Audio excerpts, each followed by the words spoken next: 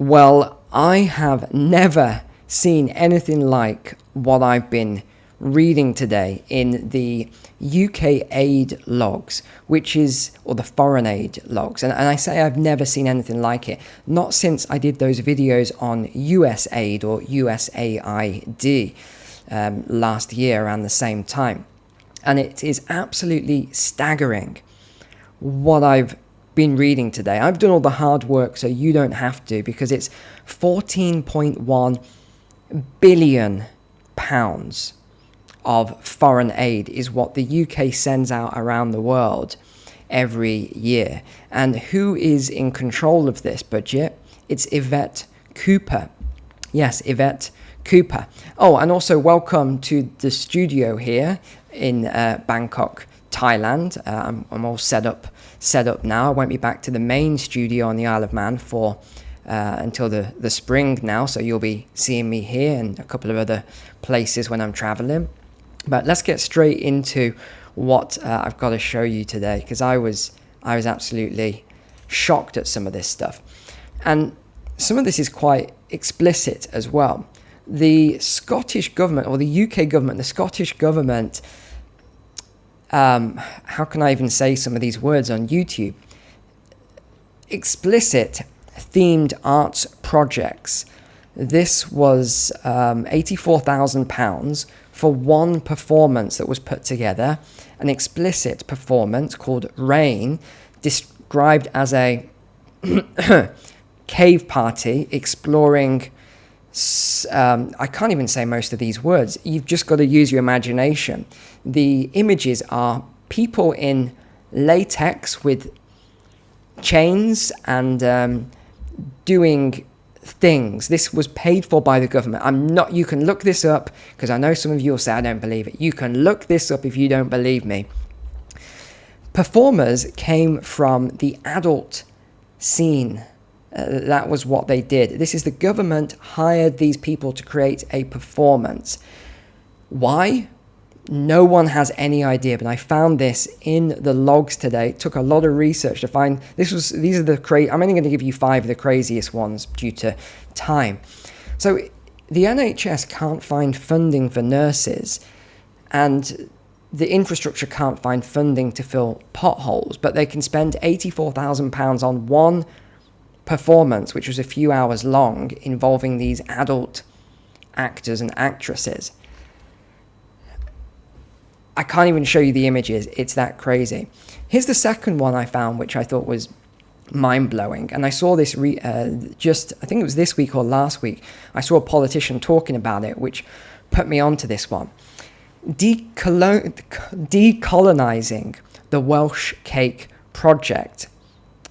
So this was £10,000 that they spent on decolonizing the Welsh cake. This is crazy. So due to the colonial history of sugar, they found that Welsh cakes could be perceived. This is a cake in Wales, by the way. It's not really a cake. It's more like, if you're from Wales, put it in the chat here. To me, it's more like a cookie, or it's like I can't really describe it. It's delicious though. It's very delicious. So they were worried that tourism coming to Wales would be offended by the Welsh cake because of the past slavery, which created sugar. And there's sugar in the Welsh cake. This is not a joke. Again, this is absolutely true. They spent £10,000 on this colonial history of sugar project to apologize for the fact that the Welsh ancestors used sugar in the cakes. What? Wow. Number 3, solar-powered boats for the Wampis tribe in Peru. £55,000. This was again funded by the Welsh government. And this was to help the Peruvian Amazon, the Wampis nation, so that they would reduce fossil fuel uses, understand the impact of climate change, and improve transport in remote areas. They're a tribe. They live in the rainforest. Who exactly thought they needed to be educated on climate change and reducing their carbon impact? Is this a joke? I mean, you might be asking, I had to ask the same question. Is this a joke? It's not. This is absolutely true. You can look all of these things up. Number 4, gender affirming or gender neutral, depending on the article you read, tree planting in Uganda. £4 million was spent on this. £4 million was spent on this project to enable gender champions in Uganda to ensure equality in tree planting projects. This has got to be a money laundering, surely. This can't be legit. They aim to plant 25 million trees this year. Really, I think there's something dodgy going on there. So you think about it. Some of these farmers can't get any flood defences. They've even been taken away a lot of their grants, and yet they've given £4 million to plant trees in Uganda. What is going on?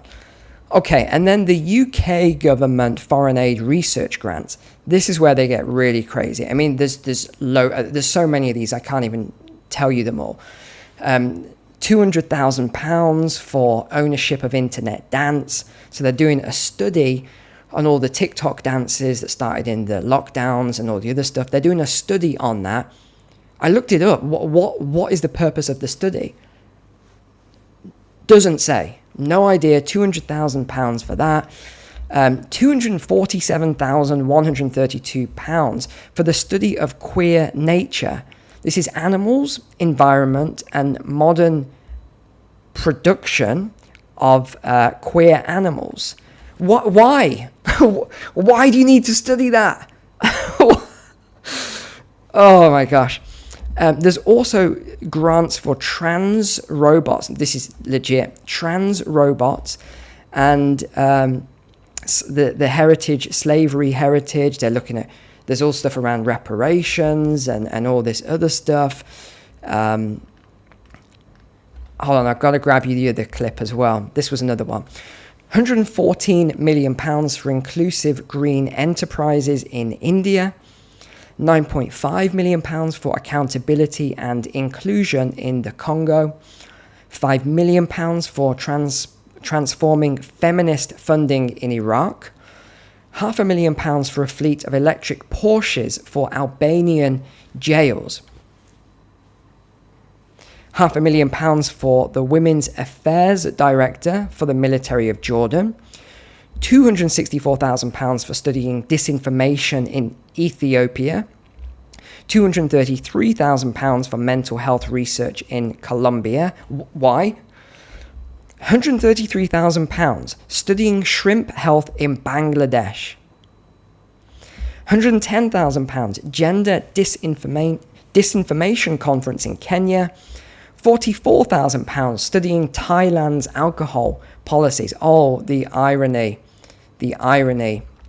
of that one. I've got to ask, please tell me your thoughts in the comments here, because I think this is absolutely crazy.